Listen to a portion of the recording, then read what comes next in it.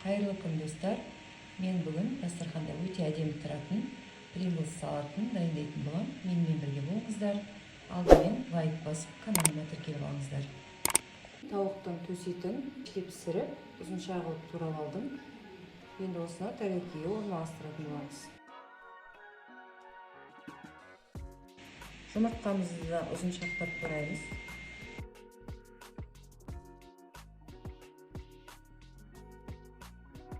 Тураған жұмыртқамызды тауық етіне қарама-қарсы қылып орналастырамыз.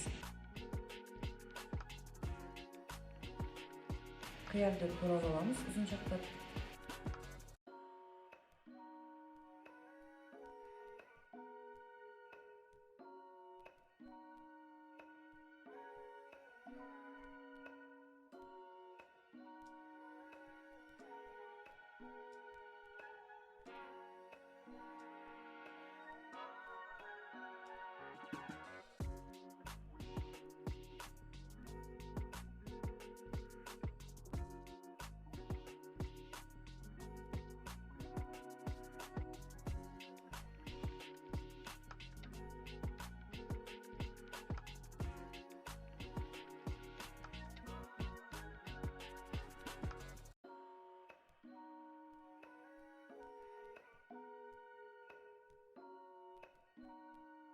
Көк жыланның сабағын аздап алып, кесіп аламыз.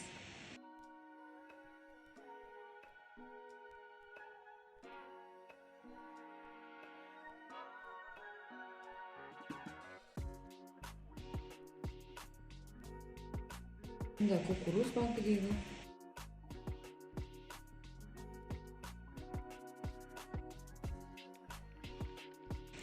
Қыздар, міне біздің салатымыз дайын болды. Осына Pringles чипсыды орналастыратын боламыз.